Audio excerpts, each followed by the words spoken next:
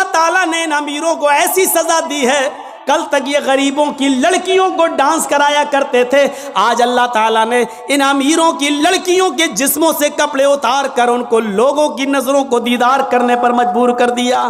اللہ کے نبی نے کہا جس کی ماں بے پردہ گھومے اور بیٹا اپنی ماں کی بے پردگی پر کچھ نہ بولتا ہو، وہ بیٹا بھڑوا۔ جس کی بیوی بے پردہ گھومے اور شوہر اپنی بیوی کی بے پردگی پر کچھ نہ بولے، وہ شوہر بھڑوا۔ جس کی بہن بے پردہ گھومے اور وہ بھائی اپنی بہن کی بے پردگی پر خاموش رہے، وہ بھائی بھڑوا۔ اور جس کی بیٹی بے پردہ گھومے اور باپ اپنی بیٹی کی بے پردگی پر خاموش رہے، وہ باپ بھڑوا۔ ہماری 18-20 سال کی لڑکی جس کی شادی نہیں ہوئی گھر پہ رہتی ہے، اس کے ہاتھ میں اینڈرائڈ موبائل چیخ چیخ کے بتا رہا ہے کہ باپ کی تربیت میں کمی ہے۔ بیٹی کے ہاتھ میں وہ اینڈرائڈ موبائل چیخ چیخ کے کہہ رہا ہے یہ باپ ناکارہ ہے، بیٹی کے آگے باپ کی نہیں چل رہی ہے، باپ مجبور ہو چکا ہے۔ چھوڑیے شادیوں کا حال، جلسے میں آنے والیوں کو دیکھ لو۔ عید اور بقرعید کے دن عورتوں کے پہناوے دیکھ لو، اور اپنی جوان بچیوں کو دیکھ لو جن کی عمر 10 سال سے بڑی ہے۔ یاد رکھیے گا 10 سال سے بڑی لڑکی کے اوپر پردہ فرض ہو جاتا ہے۔ 10 سال سے بڑی لڑکی کا پھر سر کا ایک بال بھی کسی غیر مرد کو نہیں دکھنا چاہیے۔ ہماری نظروں میں بہت معمولی بات ہے، چھوٹی ہے۔ اللہ کے رسول نے فرمایا تھا جب تمہارا بیٹا 7 سال کا ہو تو اس کو نماز کا حکم دو، اور 10 سال کا ہو تو نماز کے لیے زبردستی کرو، نہ پڑھے تو اس کو مارو پیٹو۔ 10 سال کے بعد قرآن و حدیث کے سارے احکام نافذ ہو جاتے ہیں۔ آج کل 10-11 سال کی لڑکیاں بالغ ہو رہی ہیں، ٹی ویوں پر سیریل ایسے آ رہے ہیں، موبائلوں میں ایسی واہیات چیزیں یوٹیوب وغیرہ پر فیس بک پر آ رہی ہیں کہ ان کو دیکھ کر ہماری لڑکیاں جو کبھی 16-17 سال میں بالغ ہوتی تھیں، آج 11-12 سال کی عمر میں بالغ ہونے لگی ہیں۔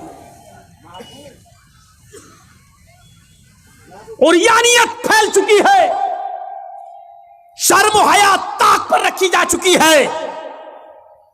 ورنہ تصور کیجئے ایک کپڑا جو جسم سے چپکا ہو، آپ کے پیروں سے چپکا ہوا ہو، اور وہ کپڑا آپ کے گھٹنے اور ران سے ہوتے ہوئے آپ کی کمر تک آئے، جس کو آپ لیگی کہیں، اور اس کے اوپر ایک کرتی پہن لی جائے اور اس طریقے سے مارکیٹ میں بازار میں شاپنگ کی جائے، ایسی عورت کو آپ کی نظر میں فیشن پرست کہا جا سکتا ہے، لیکن محمد الرسول اللہ کی نظر میں یہ لڑکی، یہ عورت ننگی ہے، ننگی ہے، ننگی ہے۔ عاریات ہماری نظروں میں فیشن پرست ہیں، لیکن اللہ کے رسول نے ایسی عورتوں کو کیا کہا؟ ننگی۔ میں نے نہیں کہا ہے، پوچھو ان علماء سے عاریات کا مطلب کیا ہوتا ہے۔ کاسیات کپڑے پہنیں گی، عاریات لیکن ننگی ہوں گی۔ ایسی عورتوں کے بارے میں کہا ہے ننگی ہوں گی۔ یہ ہاف آستینوں کے کپڑے یہاں چل رہے ہیں، یہ کھلا ہوا ہے۔ ساڑیاں چل رہی تو ایسی کہ یہاں تک کا بلاؤز پہنے ہوئے ہیں، یہ کھلا ہے، پیٹ کھلا ہوا ہے۔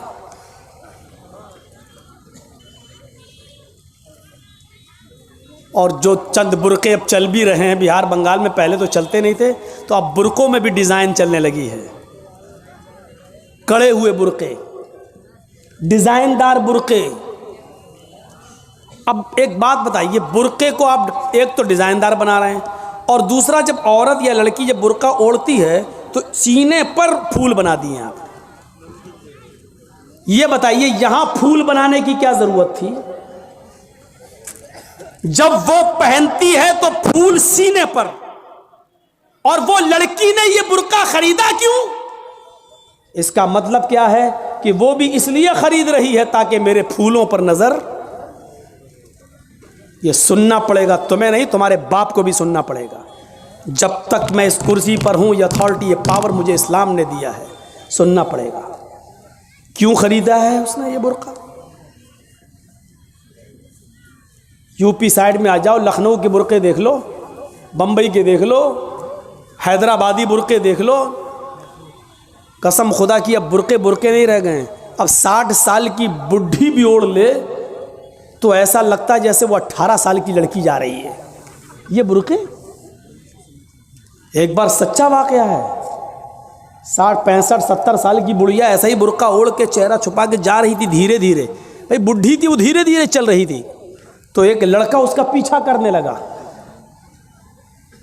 20-22 سال کا لڑکا اس بڈھی کا پیچھا کرنے لگا، کیونکہ جو سوچنے لگا برقع اتنا خوبصورت ہے تو برقعے کے اندر کتنا خوبصورت مال ہوگا، برقعے والی کیسی ہوگی، اس کا پیچھا کرنے لگا۔ بڑھیا دھیرے دھیرے چل رہی، لڑکا سمجھ رہا مجھے لفٹ دے رہی، میری وجہ سے دھیرے دھیرے چل رہی، جبکہ وہ اپنی کمزوری کی وجہ سے دھیرے دھیرے چل رہی۔ بڑھیا سمجھ گئی کہ لڑکا میرا پیچھا کر رہا ہے، تو تھوڑی دور چلنے کے بعد اس نے اپنا نقاب کھولا اور اپنی تتلاتی زبان میں بولی بیٹا۔ لڑکے کا تو موڈ خراب ہو گیا، کم بخت میرا تو معاملہ ہی گڑبڑ ہو گیا، بیٹا تو میرا پیچھا کیوں کر رہا ہے، میں تو تیری اماں کی عمر کی ہوں۔ لڑکے کو بھی غصہ آ گیا، کہتی بھاگ، میں اپنے لیے نہیں اپنے ابا کے لیے ڈھونڈ رہا ہوں۔ اب 60 65 70 سال کی بوڑھیوں کو ایسے خوبصورت برقعے پہننے کی کیا ضرورت؟ برقعوں کا مقصد جو کبھی تھا پردہ، لیکن آج ان کا مقصد بھی وہ نہیں رہ گیا۔ اللہ کے نبی کے زمانے میں ایک صحابی اللہ کے نبی کے پاس آتی ہیں، مسند احمد کی صحیح روایت، جن کی چادر کپڑے سے نیچے، ٹخنے سے نیچے، چپل سے نیچے زمین کی مٹی اڑاتی ہوئی آتی ہے اور کہتی اللہ کے رسول میں اس چادر کو اوڑھ کر نماز پڑھنے جاتی ہوں۔ آپ نے کہا چادر اتنی نیچی ہونی چاہیے؟ اس نے کہا اللہ کے نبی کبھی کبھی زمین پر پیشاب و پائخانہ پڑا ہوتا ہے، گندگی پڑی ہوتی ہے، تو کیا میں تھوڑی سی اوپر کر کے پائخانہ گندگی کو کراس کر کے آگے نکل جاؤں؟ آپ نے کہا نہیں، دائیں سے نکل جا، بائیں سے نکل جا۔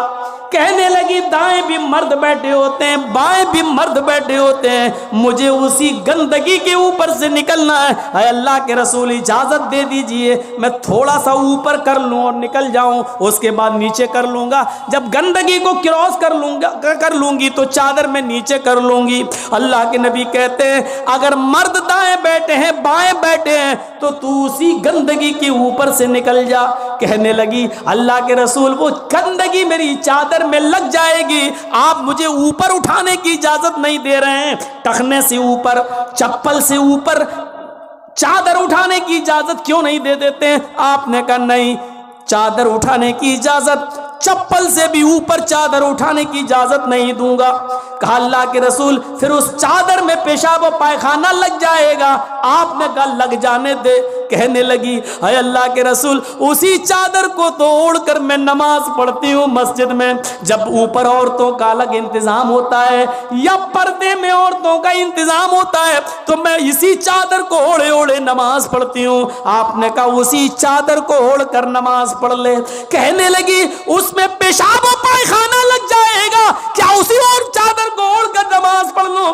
آپ نے فرمایا ہاں اے عورت، جب پیشاب و پائخانہ تیری چادر میں لگے گا، جب تو آگے بڑھے گی تو تیری چادر زمین پر پڑی ہوئی مٹی سے رگڑ کھائے گی، کیونکہ تیری چادر نیچے ہے، جب پیشاب و پائخانہ اس میں بھر جائے گا، جب تو آگے بڑھے گی تو زمین پر پڑی ہوئی مٹی پر تیری چادر رگڑ کھائے گی، اور زمین پر پڑی ہوئی مٹی سے رگڑنے کی وجہ سے زمین کی پاک مٹی تیری چادر کو پاک کر دے گی، لیکن تجھے چادر اٹھانے کی اجازت نہیں، اسی چادر میں تو نماز پڑھ لے۔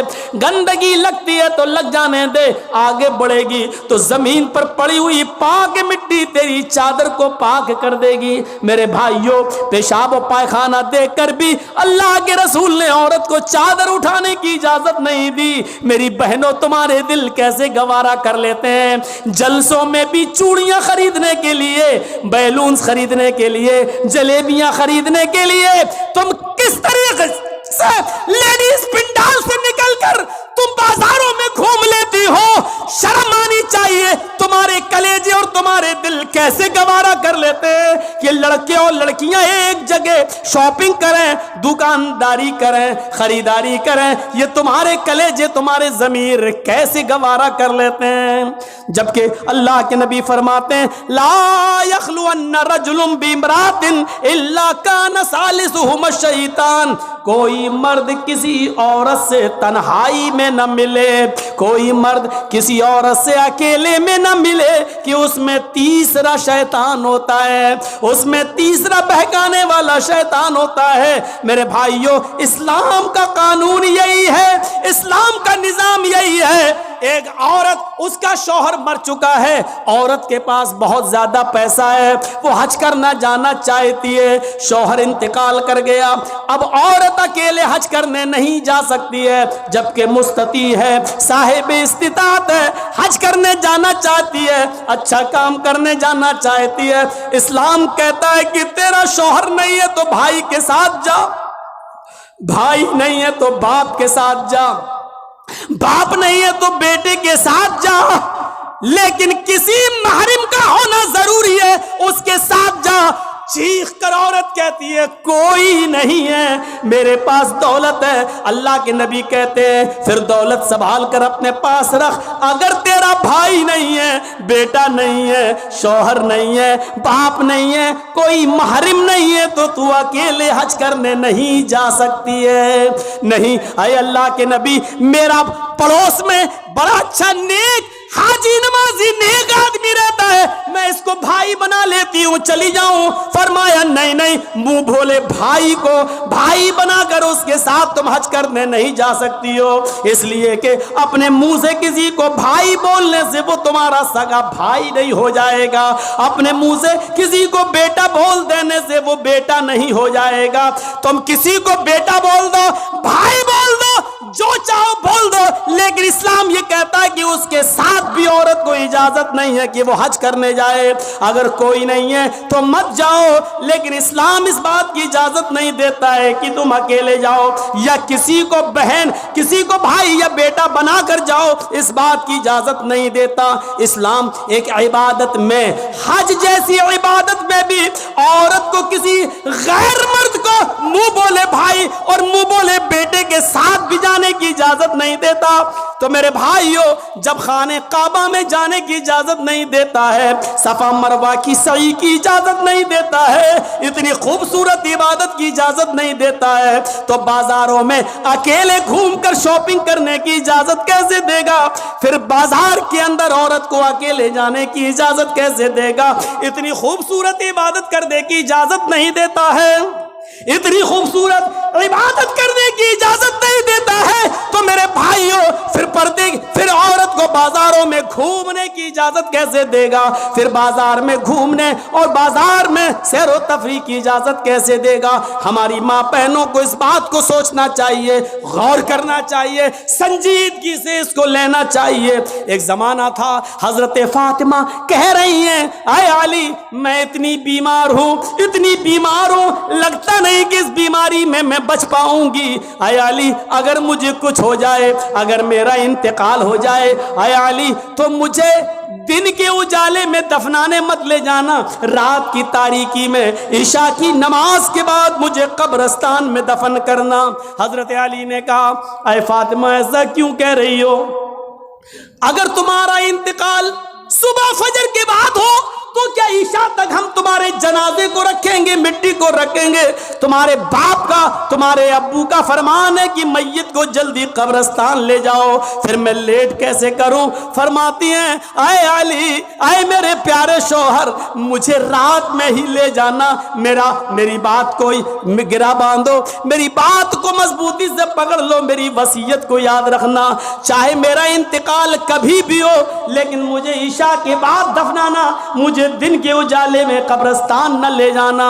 اے علی, میں نہیں چاہتی ہوں کہ میرے مردہ جسم پر پڑے ہوئے کفن پر بھی کسی غیر مرد کی نظر پڑے، میں اپنے کفن پر بھی کسی غیر مرد کی نظر نہیں پڑنے دینا چاہتی ہوں۔ اے علی مجھے رات میں لے جانا، دن کے اجالے میں نہیں، میں نہیں چاہتی کہ میرے کفن پر بھی کسی غیر مرد کی نظر پڑے۔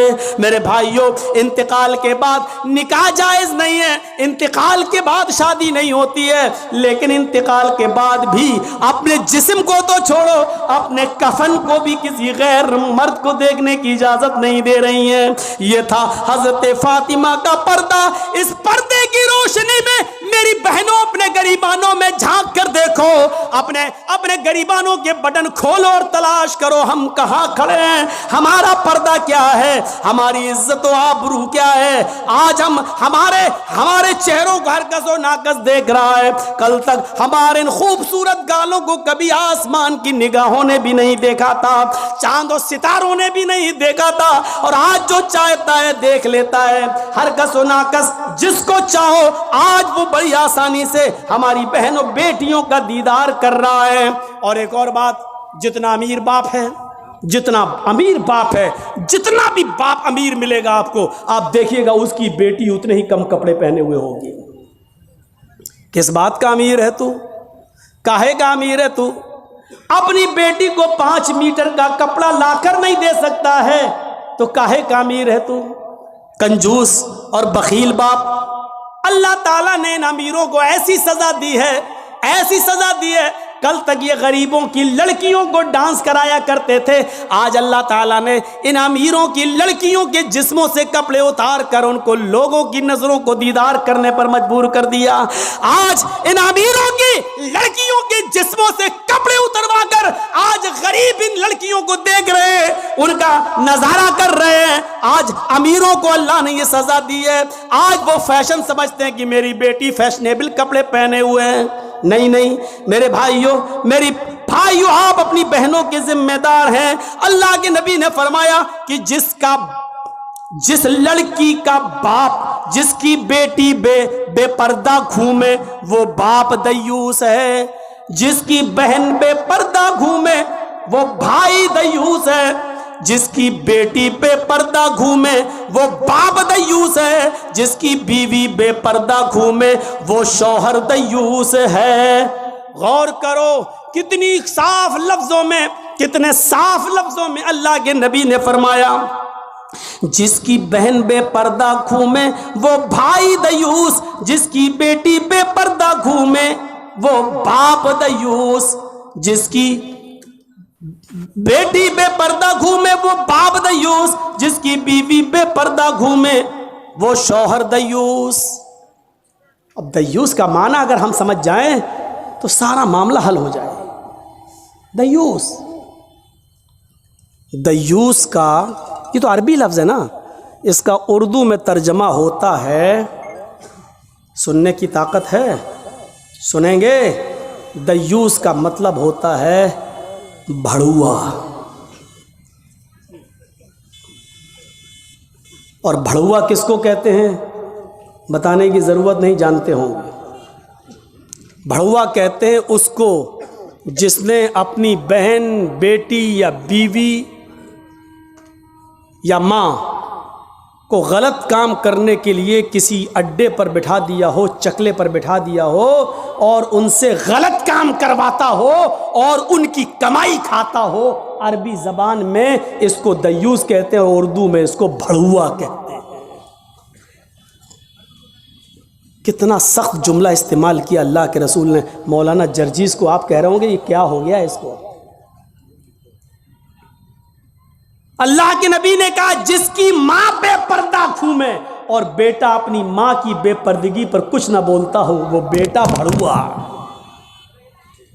جس کی بیوی بے پردہ گھومے اور شوہر اپنی بیوی کی بے پردگی پر کچھ نہ بولے وہ شوہر بھڑوا، جس کی بہن بے پردہ گھومے اور وہ بھائی اپنی بہن کی بے پردگی پر خاموش رہے وہ بھائی بھڑوا، اور جس کی بیٹی بے پردہ گھومے اور باپ اپنی بیٹی کی بے پردگی پر خاموش رہے وہ باپ بھڑوا۔ دیوس کہہ دو مولانا چلے گا، بھڑوا مت کہو اچھا نہیں لگ رہا ہے۔ ہم کب کہہ رہے ہیں کہ اچھا لگ رہا ہے؟ ہم کو اچھا لگانا کب ہے؟ جب اچھا ہی لگنے لگے تو فائدہ کیا ہے؟ انجیکشن ایسے لگاؤ درد نہ ہو۔ باس صاحب ایسا ہو سکتا ہے کہ انجیکشن لگے اور درد نہ ہو؟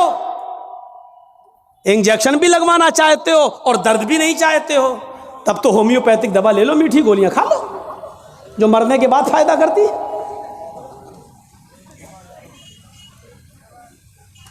ہومیوپیتھک دوا کے بارے میں یہی مشہور ہے، بہت لیٹ فائدہ کرتی ہے، تو ہم نے کہہ دیا مرنے کے بعد فائدہ کرتی ہے۔ لیکن سسٹم مل جائے تو جادو کی طرح بھی فائدہ کرتی ہے، بہت جلدی بھی کرتی ہے۔ تو جب آپ کو میٹھی گولیاں ہی کھانا ہے ہومیوپیتھک دوا، تو پھر مت کراؤ تقریریں، اور تقریر کرا رہے ہو تو سنو، سننا پڑے گا۔ کتنے لوگ ہیں آج جو اپنی بیوی کی بے پردگی پر سوال اٹھاتے ہیں؟ کتنے ایسے ہیں جن کی بیٹیاں آج بے پردہ گھومتی ہیں اور وہ باپ اپنی بیٹیوں کو ڈانٹتے ہیں؟ اگر ماں باپ اپنی بیٹیوں کو صحیح سے ذمہ داری نبھانے لگیں تو آج ایک بھی لڑکی کے پاس اینڈرائڈ موبائل نہ ہو۔ ہماری 18-20 سال کی لڑکی جس کی شادی نہیں ہوئی گھر پہ رہتی ہے، اس کے ہاتھ میں اینڈرائڈ موبائل، چیخ چیخ کے بتا رہا ہے کہ باپ کی تربیت میں کمی ہے، باپ اپنی بیٹی پر پورا کا پورا حکمراں نہیں ہے، حاکم نہیں ہے، یا یہ کہہ رہا ہے بیٹی کے ہاتھ میں وہ اینڈرائڈ موبائل چیخ چیخ کے کہہ رہا ہے یہ باپ نہ کہہ رہا ہے، بیٹی کے آگے باپ کی نہیں چل رہی ہے، باپ مجبور ہو چکا ہے۔ میرے بھائیوں، اگر باپ مجبور نہ ہوتا تو بیٹی کے ہاتھ میں اینڈرائڈ موبائل نہیں ہوتا۔ کیا ضرورت ہے بیٹی کے ہاتھ میں دینے کی؟ وہ تو گھر میں رہتی ہے، کیوں چلائے گی صاحب؟ آپ کی بیٹی 18-20 سال کی کیوں فیس بک چلائے گی؟ کیوں واٹس ایپ چلائے گی؟ کیوں میسنجر چلائے گی؟ اور آپ کیسے اپنی بیٹی کو فیس بک اور میسنجر اور واٹس ایپ چلانے کے لیے ڈھیل دے سکتے ہیں؟ کیسے؟ آپ کا یہ دل کیسے گوارا کر لیتا ہے؟ آپ ذمہ دار ہیں۔ ہماری یہ بیٹیاں کل بچوں کی مائیں بنیں گی، شادی کے بعد ان کو اپنے بچوں کی تربیت کرنا ہے۔ ماں کے قدموں کے نیچے جنت بتائی گئی ہے، حالانکہ یہ کوئی حدیث نہیں ہے، ایک مقولہ ہے، لیکن بچے اپنے ماں کے قدموں کے نیچے جنت کیسے ڈھونڈیں؟ یہ آج کل کی ماں کے قدموں کے نیچے جنت ہے؟ جس کو خود نہیں معلوم کہ قدم میرے کہاں ہیں، اس کے قدموں کے نیچے بچے جنت ڈھونڈیں گے؟ ہمیں سوچنا ہے، ہمیں اپنی بیٹیوں کی تربیت کرنا ہے۔